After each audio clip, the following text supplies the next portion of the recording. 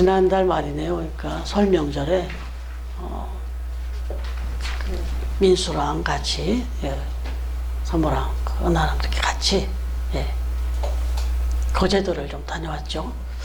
예, 근데 갑작스럽게 계획을 잡았긴 했는데 어쨌든 이제 고향을 좀 어머니를 이제 장모님을 찾아뵈러 그렇게 갔는데 사실은 생각을 못했어요. 왜냐면 워낙 막힐 거니까. 더군다나 주일날 예배 마치고 간다는 건 뭐 그 주일날 아침이 설이니까 예배 마치고 또 그 사람들은 또 세상 사람들은 또 설 차례를 지내든 하고 나면 다 쏟아져 나오는 건데 뭐 예고되는 거 봐도 가장 막힌다고 하는 그런 시간이었는데 이제 또 뜻이 생겨서 가게 됐어요. 그런데 내려가려고 하니까 당연히 어느 길로 갈 건가 고민이 되지 않겠습니까? 어느 길로 갈 것인가. 그런데 어느 정도 단거리는 내비게이션을 치면 딱 나와요. 그냥 뭐 금방 아 여기로 가면 되겠다 이게 딱 나오는데 저도 쳐보고 사모도 쳐보고 미주도 쳐봤어요. 그러니까 이 말은 내비게이션을 쳐봤단 말이에요. 근데 다 다른 걸로 나와요. 저는 T맵이라는 내비게이션을 쳐봤고 또 사모는 카카오였죠. 예, 다음 카카오 내비를 쳐봤어요. 아니 치니까 그게 떠요. 그러니까 또 민수는 또 네이버라는 곳에 들어가서 또 치는 게 있더라고요. 그런데 중요한 거는 고민을 사람을 하게 되는 게 뭐냐면 세 사람 시간이 다 달라요. 그 도착 예상 시간이 다 다른 거예요. 그리고 또 고민하게 만드는 건 시간은 더 짧게 걸리는데 키로수는 더 많이 나오고 또 뭐 막 복잡해요. 아무튼 그래서 일단은 방향을 하나 잡고 그 젊은 친구 이야기가 좀 더 그래도 요즘 정보에 밝으니까 민수가 원하는 걸 얘기하는 걸 찍고 이제 내비전을 찍고 평소에 저 가장 이용도 안 하는데 저는 그냥 티맵만 깔아놓고 그냥 쓰는데 근데 네이버 걸 들어가서 또 해갖고 그렇게 갔습니다. 근데 이렇게 가다 보니까 아이고 뭐 엄청 막혀요. 너무너무 막히더라고. 근데 그때 무슨 생각이 들겠어요? 또 다른 맵을 또 한번 쳐보지 않겠어요? 그럼 자꾸 고민이 되는 거예요. 뭐 결국은 그렇게 가야 되는데. 그런데 그때 생각나는 게 이 내비게이션이 없을 때는 이렇게 뭔가 내가 원하는 길을 이렇게 가다가 특히 이렇게 지방을 내려갈 때 고속도로를 딱 들어섰다가 막히면 우리 선집사님이 거기에 또 전문가신데 국도를 많이 아시잖아요. 그러면 국도로 들어간다고요. 그럼 국도로 딱 들어가면 처음엔 또 잘 달려요. 국도가 또. 근데 또 가다 보면 제 경험을 또 얘기 드리면 그래서 조금 예전에 출장도 좀 다닐 때 알았던 길이라고 하나 알량하게 아는 거 있어. 그래 들어가요. 그러면 처음에는 잘 가요. 그래갖고 역시 여기는 좀 괜찮네. 가다 보면 또 어딘가 가서 또 막혀요. 그리고 이제 더 괴로운 거는 가다 이게 막히는데 이게 어렴풋이 저기 고속도로가 같이 이렇게 또 이렇게 병행해서 갈 때가 있어요. 그러면 이제 내가 한참 나름대로 안다고 이리 들어와서 이렇게 조금 빨리 간다 하다가 탁 막혔는데 또 저쪽을 보니까 저 고속도로는 희미하지만 막 흐르는 것 같은 거예요 또. 그럼 또 괴로워지죠 또. 살짝 짜증도 나고 조금 후회도 되고 그냥 고속도로 갈걸 뭐 이런 생각도 들고. 그럼 이런 걸 반복하면서 이런 마음을 겪으면서 어제까지 8시간 반 걸렸나요? 그 정도 걸려서 갔다가 이제 올 때는 아예 그냥 시간을 포기하고 진짜 저녁 밤 시간으로 이렇게 올라왔는데 여러분 이 말씀을 드리는 이유는 이게 인생이라는 거죠. 우리가 살아가는 인생의 길이 이와 같다는 겁니다. 여러분 인생길을 가다 보면 뻥뻥 뚫릴 때만 있으면 참 좋겠는데 가다 보면 웬걸 답답한 길을 만납니다. 이게 도대체 갈 건지 말 건지 답답하게 꽉 막히는 인생의 길을 만나죠. 처음처럼 풀리질 않습니다. 해결이 되질 않습니다. 열리질 않습니다. 그래서 안 되겠다. 이렇게는 못 살겠다. 그래서 새로운 인생의 길을 도전을 하고 그쪽으로 확 또 방향을 틀어봐요. 그랬더니 좀 일면 길이 좀 이렇게 확 열리는 것 같아요. 그래서 또 좀 마음이 좀 이렇게 위로를 받으면서 힘을 얻으면서 이렇게 가는가 싶으면 또 어느새 그곳에도 또 탁 막힘이 또 와요. 그래서 또 거기서 또 좀 그냥 그걸 인내하고 차라리 이렇게 가면 더 좋았을 거라면서 후회 아닌 후회를 하다가 또 다시 또 여기서 또 풀려요. 그러다 보면 또 거기서 또 그 기쁨을 또 가지고 살아가는가 싶으면 또 어느새 또 새로운 인생이 접어들고 또 막히고 이게 반복된다고요, 사실은. 그 길이와 이 부분이 좀 우리가 예측하기 어렵긴 한데 분명한 것은 반복돼요, 이게. 계속 승승장구 잘 나가기만 하는 사람도 없고 또 매번 막히기만 하는 것도 아닌 거예요. 그래서 인생에는 밤도 있고 낮도 있는 거죠. 그래서 밝은 낮이 있으면 어두운 밤도 있고 또 밝은 낮이 지나면 어두운 밤이 오고 또 어두운 밤이 지나면 또다시 밝은 낮을 맞이하게 되는 것. 이게 우리가 살아가는 인생의 길의 모습이다. 그러면 우리 인생의 길이 이런 공통점이 있다면 여기엔 또 다분히 신앙적인 의미가 있죠. 그래서 하나님이 이 땅에 살아가는 인생들을 향하여 펼쳐놓으신 그 인생의 모습이 이와 같다고 성경은 이야기합니다. 전도서 3장 1절부터 4절. 전도서 3장 1절부터 4절. 이 말씀을 우리 또 연수이가 한번 우리 어르신들 다 들으라고 또박또박 한번 읽어봐 주세요. 전도서 3장 1절에서 4절. 범사에 기한이 있고 천하 만사가 다 때가 있나니 날 때가 있고 죽을 때가 있으며 심을 때가 있고 심은 것을 뽑을 때가 있으며 죽일 때가 있고 치료할 때가 있으며 할 때가 있고 세울 때가 있으며 울 때가 있고 웃을 때가 있으며 슬퍼할 때가 있고 춤출 때가 있으며. 예. 연승이 이 말씀은 우리 박은영 집사님 연승이한테 외우라 그러세요. 그래서 인생을 앞으로 살아갈 때 이런 마음으로 살면 지금부터 이걸 알고 살면 아마 그 어떤 사람보다 가장 지혜롭게 살 거예요. 그러니까 이게 다 살아본 다음에 알아요, 이거를. 예? 지금 이거 뭐 성경 말씀 아니어도 우리 서명 집사님이나 선보 집사님은 절절히 아마 공감하실걸요. 그러니까 살다 보면 날 때가 있고 죽을 때가 있는 건 아주 너무너무 명확한 것이고 심을 때가 있으면 뽑을 때가 있는 것도 너무 명확하고 그런데 더 들어가 보면 울 때도 있고 웃을 때도 있고 슬퍼할 때가 있으면 춤출 때가 있고 이렇게 반복되는 게 우리 인생이다. 그런데 이걸 하나님은 어떻게 말씀하시느냐. 계속해서 전도서 7장 14절. 우리 연승이 전도서 7장 14절. 3장에서 넘어가서 7장 14절. 형통한 날에는 기뻐하고 공고한 날에는 되돌아보아라. 이 두 가지를 하나님이 병행하게 하사 사람이 그의 장래의 일을 능히 행하려 알지 못하게 하셨느니라. 아멘. 이게 하나님의 뜻 안에 있답니다. 하나님의 뜻 안에 우리의 인생의 길이 이럴 수밖에 없다는 것을. 근데 이건 하나님이 우리를 그렇게 살려고 만드신 것보다는 우리 인생이 그만큼 연약하기 때문에 우리가 살아가는 동안 이렇게 살아갈 수밖에 없다는 거예요. 하나님 걸 다 알고 계시는데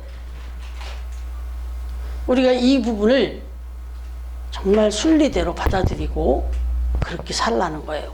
그리고 오늘 우리가 시작할 때 영상 얘기한 것처럼 그렇기 때문에 하나님을 절대적으로 의지하면서 하나님을 절대로 붙들고 하나님을 딱 내 삶에 모시고 그렇게 살아가라. 왜 이렇게 울 때 웃을 때 날 때 죽을 때 아플 때, 건강할 때, 슬플 때, 기쁠 때가 이렇게 반복되는 이 상황 속에서 좌절하거나 또는 이렇게 일희일비하지 마시고 정말 평강 가운데 살아갈 수 있는 방법은 하나님을 붙들고 하나님을 의지하는 것이다. 그래서 이렇게 말씀을 해요. 그런데 이제 오늘 말씀으로 들어가면 오늘 본문에 보니까 지금 2차 전도 여행 중에 있는 사도 바울의 이야기가 지금 계속되고 있는 거예요. 그런데 이제 그 2차 전도 여행의 끝부분이에요. 그런데 오늘 보니까 사도 바울의 이 사역의 모습 속에 이게 잘 펑펑 막 형통하게 사역이 잘 이루어지는가 하면 다시 또 이렇게 위기가 오고 또 위기가 왔나 하면 또 다시 또 기회가 주어지고 지금 우리가 지금 말씀을 묵상하시면서 계속 느끼죠. 뭐 자꾸 뭐 좀 해서 막 흥황하고 믿는 사람들이 많아지고 뭐 이렇게 좀 되는가 싶더니 다시 또 법정에 끌려가고 또 매를 맞고 뭐 이런 일이 반복되잖아요. 마지막까지 그래요. 지금 2차 전도 여행이 지금 마무리 모습에서도 또 위기를 만납니다. 아테네에서 그 고민을 안고 아테네에서는 조금 그 막 철학적인 논쟁과 이런 거 하면서 몇 사람 구원함을 이루지도 못하고 그래서 무사람이 그건 바울이 실패한 거다 이런 평가를 받을 정도로 그런 상황이 있었는데 이제 이 고린도에 도착해서 정말 두렵고 떨리는 마음으로 고린도에 와서 복음을 전했는데 여기서는 그래도 아테네에서와 달리 많은 사람들이 하나님께 막 돌아오는 거예요. 열매를 맺는 겁니다. 그래서 아주 보란듯이 고린도에 교회를 세웁니다. 그래서 이제 그 교회가 나날이 든든하게 이렇게 세워져 갔어요. 그렇게 큰 어려움 없이 1년 반을 하나님의 은혜 가운데 그렇게 잘 사역을 감당하고 있었습니다. 그런데 갑자기 고린도에 살고 있던 이 유대인들이 일제히 일어나서 사도 바울이 전하는 이 천국 복음, 예수 그리스도의 이 천국 복음을 막 거부하면서 들고 일어나기 시작한 거예요. 알고 봤더니 이 아가야 지방에 새로운 총독 갈리오가 부임한 걸 보고는 이걸 찬스로 이제 자기들의 이 또 처음으로 부임한 사람, 그 부임한 총독들은 자기가 신임을 얻기 위해서라도 좀 뭐 여기를 좀 이렇게 마음을 더 이렇게 사야 되는데 요런 거를 이제 틈타가지고 자기들의 그 요구를 이제 요청한 거죠. 그래서 이 갈리오에게 갑자기 또 좀 잠잠한 듯 하더니 이 유대인들이 바울을 끌고 재판을 요청하면서 말도 안 되는 또 누명을 씌우면서 뭐 엉뚱한 소리를 해가면서 끌고 와서 그렇게 막 수요를 일으키면서 재판을 해달라고 한 거죠. 그래서 오늘 12절 13절을 다시 보시면 한번 다시 읽겠습니다. 12절 13절 오늘 말씀 시작. 갈리오가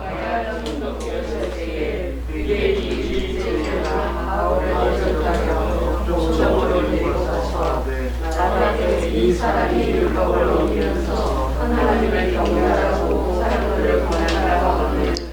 아멘. 예, 여기 보니까 뭐지 막 말도 안 되는 그 것으로 이제 이게 고소를 한 거예요. 그렇게 지금 고소를 하니까 지금 이 아가야 지방의 총독 갈리오 입장에서는 그 얘기를 들어보니까 이거 무슨 사건이 벌어진 것도 아니고 뭐 너희들끼리 믿는 그 믿음 안에서 뭐 그 말로 뭐 말다툼하고 막 이러는 것 같은데 그런 거라면 어떤 사건이 벌어진 거 아니면 난 그런데 신경 쓸 마음이 없으니까 그 니들이 알아서 하라고 딱 끊어버리죠. 그런데도 불구하고 그냥 넘어갑니까? 뭐 회당장 소스테네를 붙잡아다가 법정 앞에서 막 때리고 뭐 위협을 하죠. 또 그야말로 지금 좀 이 복음을 전하면서 이제 이 고린도를 통해서 또 마지막 좀 마무리를 좀 잘 해보려고 하는 중인데 뭔가 좀 뜻대로 잘 이루어지는 줄 알았는데 또 이런 위기가 온 거예요.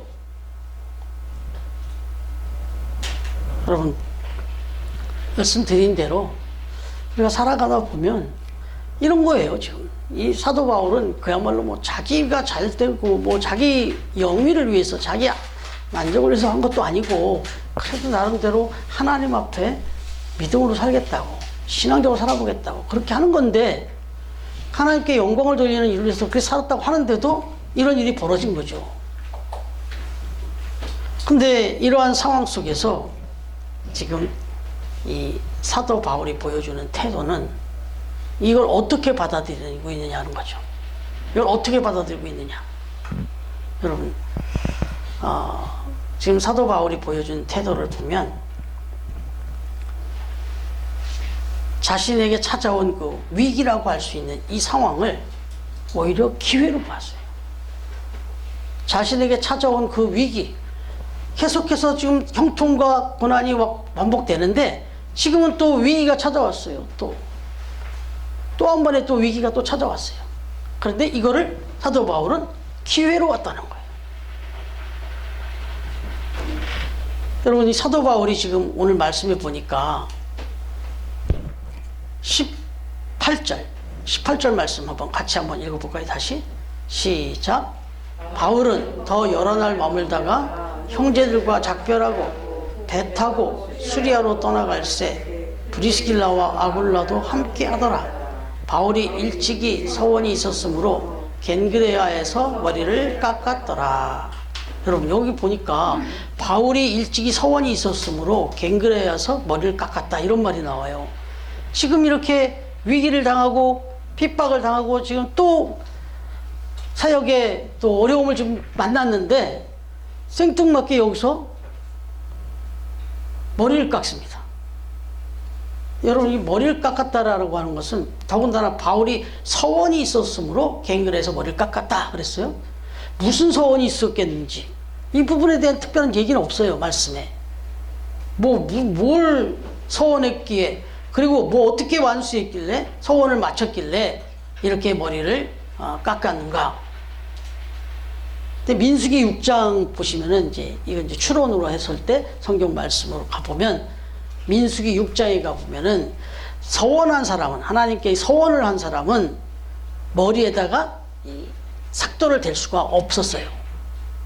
그러니까 지금 여기서 머리를 깎았다는 얘기는 서원의 기간이 다 됐다는 거죠. 그런데 왜 겐그레아냐 이거죠.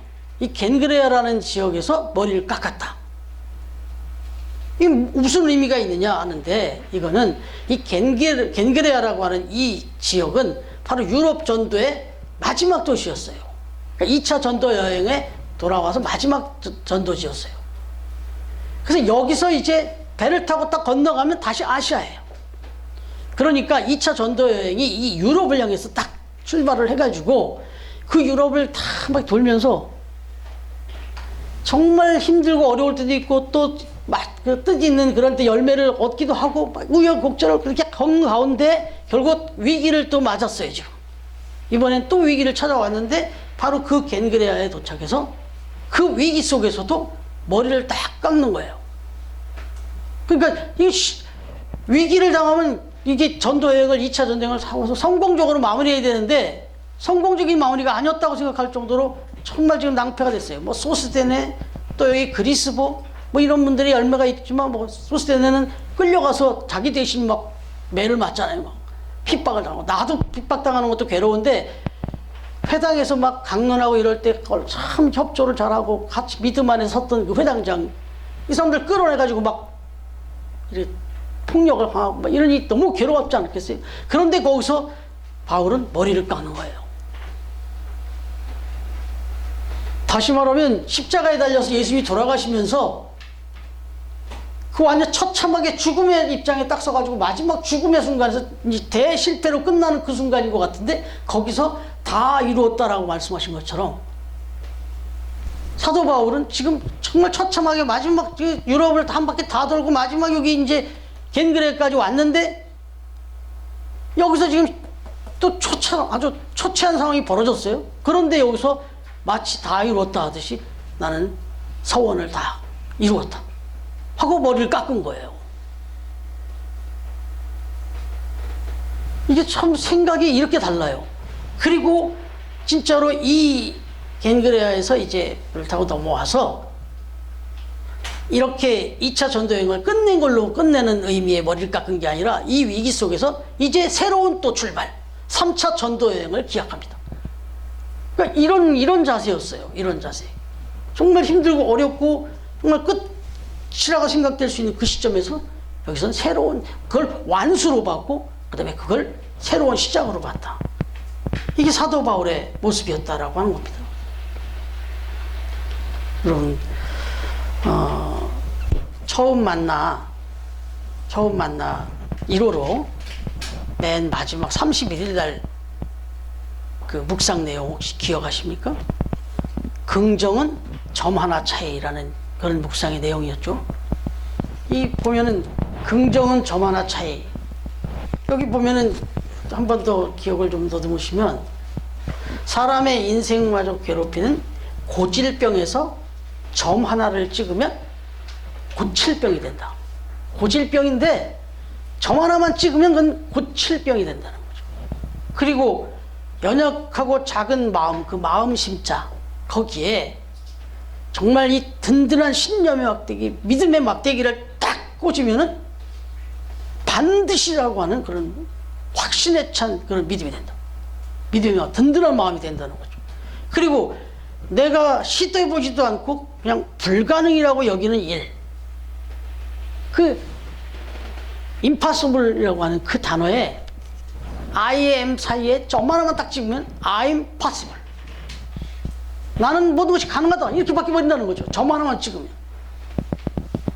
그리고 경제적으로도 정말 우리를 짓누르는 게 빚이잖아요. 빚. 그런데 그 빚에 점 하나만 찍어보면 오히려 그걸 발판으로 해서 이젠 내 인생을 하얗게 밝혀줄 수 있는 빛이 될 수도 있다. 그걸 기회로 삼으면, 그걸 정말 단단한 기회로 삼고 반전의 기회로만 삼을 수만 있다면 빛이 될 수 있다. 이런 내용이었어요. 여러분, 그렇습니다. 부정적인 것에 점 하나 찍으면 긍정이 되는 거예요. 영상을 한번 최 집사님 영상 한번 좀 틀어주시죠. 제가 말씀드리려고 하는 건데, 이 핀란드의 헬싱키 수도에 이런 교회가 있습니다. 내가 찾은 곳은 헬싱키의 한 교회. 한번 불장 한번 보시죠. 커다란 바위 언덕을 파내고 그 안에 교회를 지었다.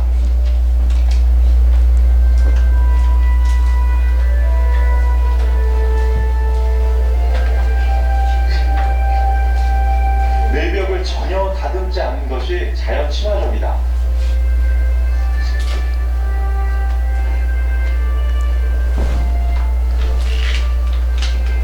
The idea they had for the idea that they would use rock itself hitting a church. So in fact this church was dynamited into the bedrock. They had even left drill marks visible to tell about the day it was built. Church was completed 1969, so that it is only 42 years old. But we say that our church walls are the oldest one in the whole world, because this rock ought to be 1,850 million years old rock formation. 벽면에 세로로 난 다이너마이트 자국이 선명하다.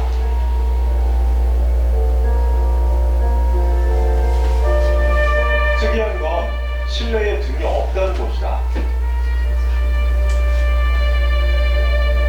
자연 채광해주는 신비로움에 한참을 그곳에 머물렀다.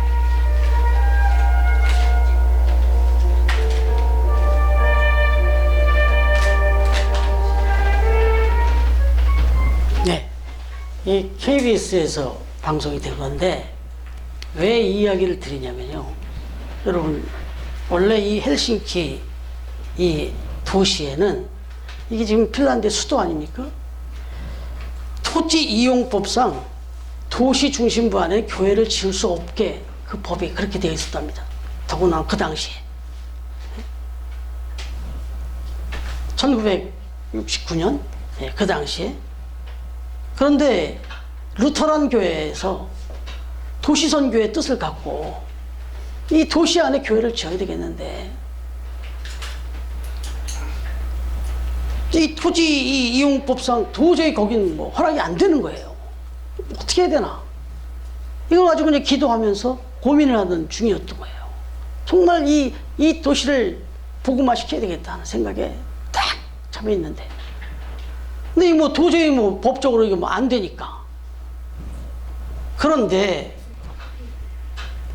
어떻게 하면 방법이 있을까를 고민하면서 기도하는 중에 지혜가 주신 거예요. 지혜를 주신 거예요, 하나님이. 아이디어죠. 바로 이 바위 언덕을 본 거예요. 헬싱키 그 시내, 헬싱키 그 도시 안에 이 바위 언덕이 있는 걸 본 거예요. 근데 이 바위 언덕이 너무 크대요. 그래가지고 그 도시에서도 거긴 뭐 그냥 방치된 상태였대요. 그냥 거의 장애물이지. 그냥 자연을 눌러서. 근데 그렇게 뭐 아주 아름답고 뭐 그런 것보다는 그냥 손도 못 대는 그런 바위 언덕이었다는 거예요. 그런데 그 루터란 교회 그 소속에 있는 건축가가 있었는데 이분들이 생각을 한 거예요. 저거다. 저 바위를 깨서 저 안에 교회를 세우자. 저거는 시에서도 고일거리인데 우리가 한번 그걸 도전해보자. 이렇게 된 거예요. 그래갖고 설계를 내고 계획을 짜가지고 시를 찾아간 거예요. 가서 얘기를 하니까 뭐 일부러 짓는 교회는 못한다지만 그 바위 언덕 그거만 흉물스럽게 있는데 그걸 개발해서 뭐 하겠다니까 그 내용을 보고는 그걸 해봐라. 이렇게 된 거예요. 그래서 허락이 됐답니다, 이게. 그래가지고 다이너마이트까지 동원해가지고 그걸 파해서 했는데 결과적으로 뭐예요? 지붕이 다 뚫려버린 거죠, 그냥. 위가 다 뚫려버렸죠. 그런데 뭐 이분들의 생각이 그거예요. 뭐 교회라고 해서 반드시 기초공사를 하고 뭐 기둥 세우고 뭐 지붕을 덮어야만 교회냐. 그건 아니지 않냐. 그래서 여기 보니까 아까 여기는 조명이 없다잖아요. 그냥 뻥 뚫려 있으니까. 거기다가 유리로 이렇게 채광을 해서 그냥 자연 채광이 들어오는 거예요. 그야말로 벽도 바위요, 바닥도 바위고. 정말 말 그대로 베드로에게 예수님이 말씀하실 대로 내가 네 그 믿음 위에 내 교회를 세우겠다는데 베드로라는 이름이 페트라 반석 아니에요. 그야말로 반석 같은 교회를 세운 거예요. 그리고 이 관리자 말 표현대로 하면 자기네 교회가 지금 40몇 년, 그러니까 지금부터 하면 1969년이니까 거의 53년, 54년 아니에요. 그렇게 됐지만, 그것도 오래됐지만, 18억 년 전이라잖아요. 그 지질 형성만 보면. 여러분, 이게 생각을 확 바꿔버렸더니, 이런 엄청난 교회가 된 거예요.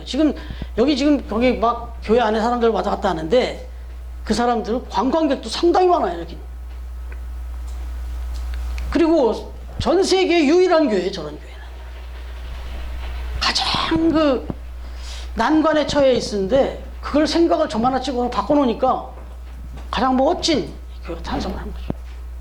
여러분, 이게 인생을 살아가면서 우리 이 사도 바울이 바로 그 모습을 우리에게 보여줬고, 또 우리 인생의 길에서도 지금 우리가 걸어가면서 어떤 길은 꽉 막힐 때가 있고 어떤 길은 또 이렇게 뚫릴 때도 있고 하는데, 그렇게 때로 이것이 반복될 수밖에 없는 게 우리 인생이라고 하나님 말씀하셨는데, 그럴 때 여러분 그 꽉 막힌 인생을 살아갈 때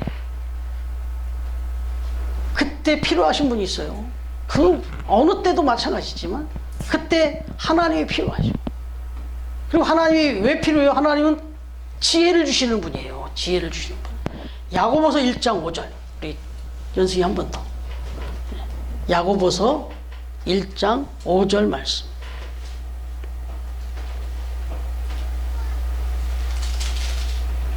너희 중에 누구든지 지혜가 부족하거든 모든 사람에게 후히 주시고 꾸짖지 아니하시는 하나님께 구하라. 그리하면 주시리라. 아멘. 하나님은 우리에게 지식을 주시는 분은 아니에요. 그런데 지혜를 주셔요. 그리고 그 지혜는 다른 말로 하면 믿음입니다. 바로 이 바위교회의 그 임원들, 또 여기 건축가들에게 하나님이 주신 것은 무슨 재력을 준 것도 아니고 뭐 다른 게 아니에요. 지혜를 주셨어요. 그리고 그 지혜를 얻기 이전에 먼저 믿음을 주신 거예요. 그러니까 중요한 건 우리가 그 믿음을 가지고 하나님께 지혜를 구할 때 하나님은 그야말로 후히 주신다잖아요. 그래서 하나님 앞에 기도하면서 살아가는 거예요. 힘들고 어려운 순간을 만날 때 거기서 좌절하는 게 아니라 거기서 하나님께 기도하고 구하는 거예요. 그러면 하나님께서 거기서 우리의 믿음을 주시고, 기도한다는 것이 믿음이고 그 믿음 앞에 하나님은 지혜를 주신다.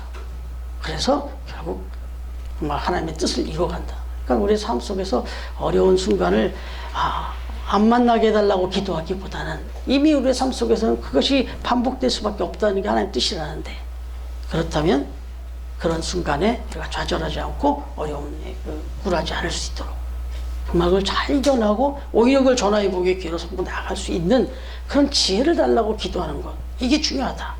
그런데 이렇게 살아가는 가운데 오늘 말씀에서 우리가 또 하나 생각할 것은, 지금 여기 보니까 회당장 소스데네 같은 사람, 우리가 8절에서 이미 봤지만 그리스보 이런 분들이 막 구원을 막 하니까 이 소스데네가 이렇게 그냥 뜻도 없이 끌려가가지고 또 막 때려 이렇게 폭력을 당하고 이렇게 어려움을 당했잖아요. 근데 우리가 17장에서도 이미 야손과 그 형제들 이야기를 우리가 묵상했잖아요. 대신 끌려가서 또 핍박을 당하고 어려움을 당했을 때. 근데 여기 보면은 우리가 더 중요한 건 여기 브리스길라 아굴라 부부를 보잖아요. 이 브리스길라와 아굴라 부부가 오늘 말씀 보니까 이제 이 사도 바울이 이렇게 이제 사역을 이제 배 타고 수리아로 떠나갈 때 따라갔다 그러죠. 브리스길라와 아굴라가 함께 가더라. 그럼 이게 이제 지금 사역을 이제 이 바울이 전하고 다닐 때 어떤 사역의 변화가 생겨서 이동을 하게 되면 짐 다 싸두고 따라가세요. 이게 다시 말하면 요즘 같은 표현으로 하면 교회가 움직이면 교회 따라서 집을 이사했다는 거예요. 예? 교회가 이사 가면 그냥 집을 다 정리하고 그냥 같이 교회 따라 이사 갔다는 거예요. 여러분, 성경에 이런 말 써놓는 이유가 뭐겠어요? 이게 잘했다고 칭찬하는 얘기지 이게 잘못했다는 얘기 아니잖아요. 여러분, 이거 참 중요해요. 내 삶의 중심을 신앙에다 둔다. 뭐 요즘 아주 다변화된 이런 다양한 상황 속에, 그 변수 속에 사는데 이런 이야기가 쉽지 않을 수 있는데, 그 마음의 중심에 두세요. 내 삶의 중심을 교회 곁에다 둔다. 그래서 우리 처음 교회는 성도들이 다 이렇게 가깝잖아요, 교회하고. 이게 참 감사한 일이에요. 근데 참 많은 교회들이 보면요, 요즘 도시교회 특별히 교회하고 집이 멀어요. 아니, 어떤 경우는 일부러 멀리 한다고 그러네. 풍파교회 제가 사역할 때 보니까, 전도를 하면서 보니까 그 권영 아파트에 그렇게 전도를 하는데 안 돼요? 내가 어느 목사님이 그래요. 목사님, 바로 집 앞에 교회 안 가요. 왜 그러니까? 익명성이 보장이 안 된다네. 바로 집 앞에 있는 교회, 내가 여기 권영 아파트 사는데 이 교회, 그러면 교회에서 집이, 자기 집이 이렇게 다 보이고 자기 삶이 다 보이는 거 원치 않는다는 거예요. 그 얘기를 듣고 참 씁쓸했어요. 여러분, 저 명성교회 저 명일동에 그 교회가 그렇게 성장하고 큰 그 비결 중에 하나는 뭐 규모를 내가 얘기하려고 하는 거 아니니까 오해하지 마세요. 거기에 신앙적으로 딱 꽂힌 사람들이 다 그걸 이사 왔어요. 그 교회에서 그 은혜를 받고 뭐 소문이 나니까 사람들이 집을 싸들고 그걸 이사 왔어요. 그러니 그 동네가 땅값이 엄청 올라가 버렸어요. 막 집값이 올라가죠. 막 사람들이 막 몰려드니까. 그럼 이건 뭐 정말 오해하지 마세요. 무슨 그런 세속적인 어떤 그런 축복을 얘기하는 게 아니라, 그럼 하나님이 그렇게 사모하고 그렇게 하나님 중심으로 살아보려고 애쓰는 것, 내가 하나님 중심으로 산다는 것의 어떤 외적인 표현이라면 교회 중심이죠. 그래서 오늘 이 브리스길라 아굴라 부부가 정말 목숨을 걸고 사도 바울의 뭐 아주 귀한 동역자가 됐다고 하는데, 그 가장 중요한 요소 하나가 뭐냐면 그냥 같이 동고동락했다는 거예요. 그냥 따라다녔다는 거예요. 가는 곳이 교회였고. 참 이게 우리의 삶 속에 하나님을 중심으로 산다라고 하는 거, 이게 얼마나 중요하고 또 하나님이 얼마나 기뻐하시고, 또 그런 사람들을 통해서 하나님이 얼마나 큰 일들을 이루어 가시며, 그런 사람들이 또 하나님 앞에 어떤 은혜를 입는지는 말씀이 우리에게 증거합니다. 이제 다시 한번 기도합니다. 그 말씀을 이렇게 마무리하면서 저와 여러분의 삶이 정말 어떠한 그 형통할 때 또는 고난 당할 때 어떠한 상황 때 즐거울 때나 슬플 때나 그 상황 속에서 정말 저만을 찍는 믿음의 점을 하나 찍으면서 반전하시고 용기를 내시고 힘을 얻어서 그리고 하나님께 기도함으로 지혜를 얻어서 정말 또 하나님이 예비하신 큰 은혜를 또 한 번 더 힘입고 그리고 무엇보다도 그 믿음 안에서 하나님 중심으로 살아가면서 승리하는 우리 처음 가족들 다 되시기를 주님의 이름으로 축원합니다.